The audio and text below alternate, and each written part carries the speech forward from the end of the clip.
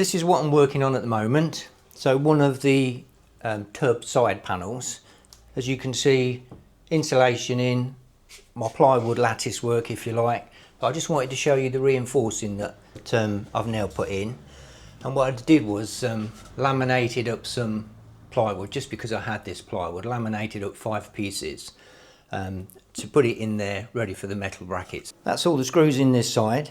When I had this in place, I just marked this edge here because it's protruding slightly, so I'm just going to plane that off.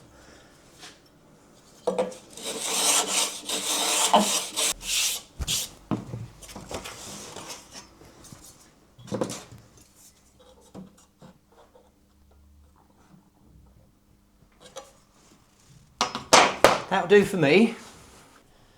So I'm fitting the last index bolt, done 3, just the 4th one to put in, and I'll show you how I install that. Now the pin has or the bolt should I say, has a 6mm pin.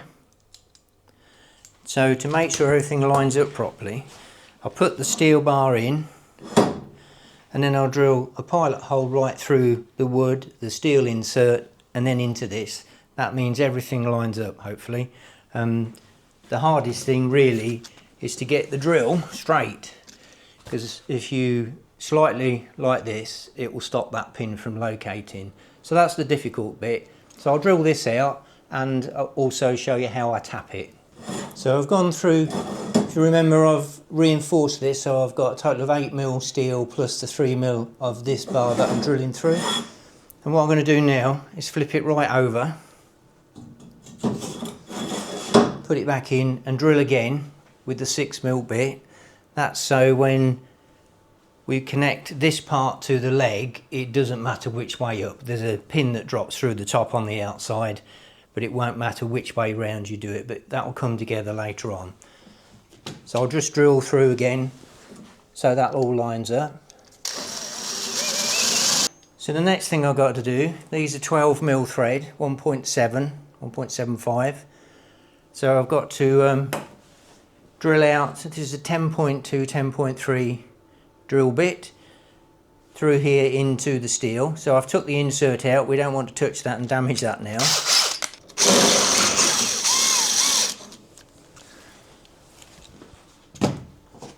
So I'll just clean out the burr inside the bar there. So this is a tap. This used to belong to my dad. He bought this from Wilko's. If you come from the UK, you'll have heard of Wilko's. Everything's £1. It was, well, he bought a complete set for £1.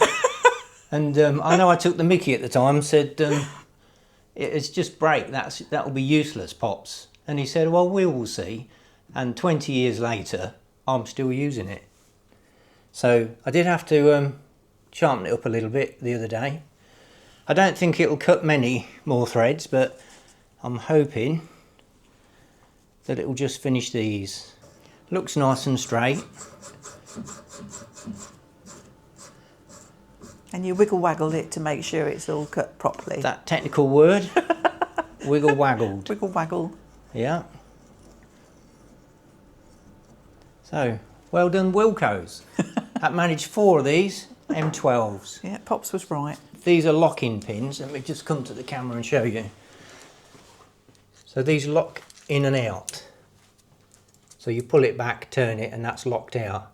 Now I went for those because it's quite difficult to hold the pin out and then slide the leg on. So with this you can just lock it back so the pin's not showing, and then slide the leg in. You can let that go at any point then, continue sliding the leg in, and that pin will drop through the hole and locate it. With the pin in, you can use this to thread it in, and of course you can go in too far, which means the whole bolt itself is protruding into the area where the bar needs to slide in. So I can just feel that. One of the reasons why I only went 80mm down. Okay, so that's not quite locating, it's just catching the hole, but the pin's not dropping right through. So that's why I'm going to just make this into a 7mm hole rather than a 6. Just give me that little bit of tolerance.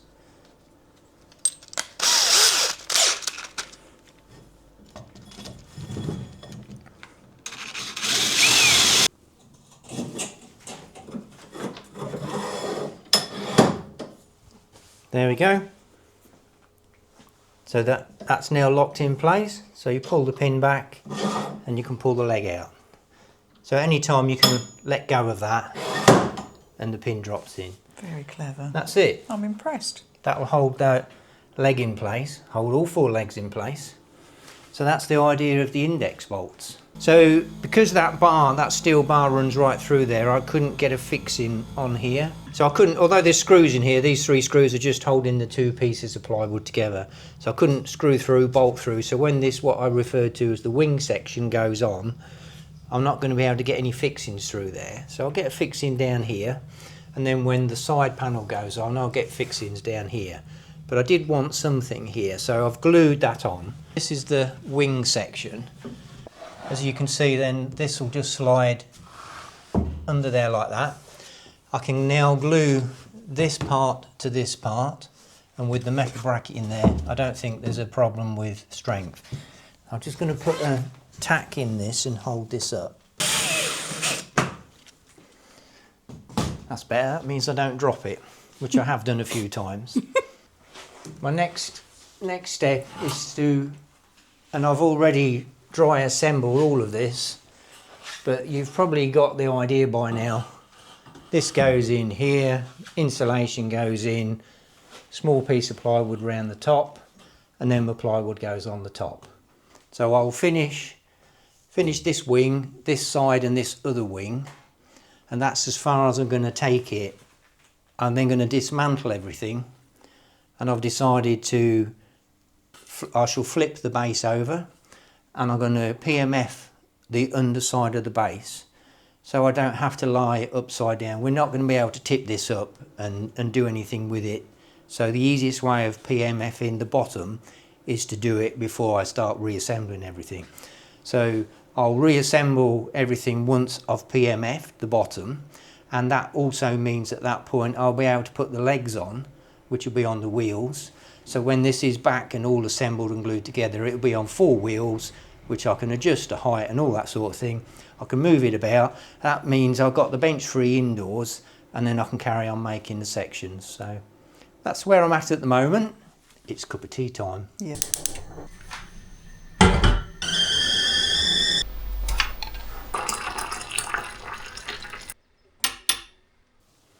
Well, it's amazing what a cup of tea can do.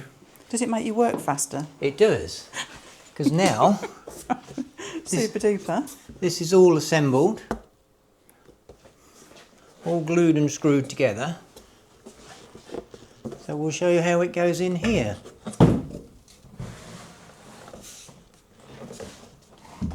I just have to push it down now. Perfect. So that there's no screws in there, but so when I assemble it properly, that will just be glued up. When I build the wall section just here, the plywood will overlap and cover this up, like so. So I had to make sure that this edge was just correct on the overlap. So it does that. So then obviously this wall will come right up here, and then we'll have the plywood overlap down the side here. So I took a bit of time getting this detail right, which seemed to slow the process down of actually making this section up. And also, if you just look down there, you can see why I'm using the steel work. It holds it really straight, and as you see in this, it's all very, very straight. So there's no screws in here at all, but this is pretty, that's the bench wobbling about, nothing else. So once it's glued and screwed, I think it'll be pretty strong. So I needed to make sure that I was square in the tub here, like so. Square over the top, square underneath, the same both sides. I've managed to use the reinforcing section here just to brace those little wings, which just gives me a little bit of stability. Now, so everything is square, and so the next thing was really check this measurement, because this measurement should be exactly the same as the bulkhead at the front. 1681. The bulkhead is 1680, so I'm a millimetre out, Mr. Davies. A millimetre out. Mr. Davies, I keep mentioning Mr. Davies. Mr. Davies was my woodwork teacher at school. Tom Davies, a great guy, got on really well with Tom Davies. Went to AMVC, Arthur Mellows Village College at Clinton. I enjoyed woodwork immensely, so I spent most of my time, when I should have been somewhere else in the school, in the woodwork shop. And I would say, Mr. Davies, can I have that bit of wood? Mr. Davies, must have drove him nuts. But yeah, very, very fond memories. So I'm sure he's looking down on me and thinking, what are you up to now, Golding? Yeah, anyone out there remembers Tom Davies? Yeah, give me a shout. Love to hear from you. So I'm going to leave that now, wait for that all to set, and then I'll dismantle the whole thing. Something I will mention is I've been weighing each section as I go along, so I can tell you now at this stage it weighs exactly 74 kg. That's a little bit over. It's how much steel do I put in. It's like Jill says, I always over-engineer everything. Yeah, I mean, it's always very well built, but that makes it heavier. Yeah, it does. So I'm trying not to overdo it, but Mr. Davies will be pleased with it, I'm sure.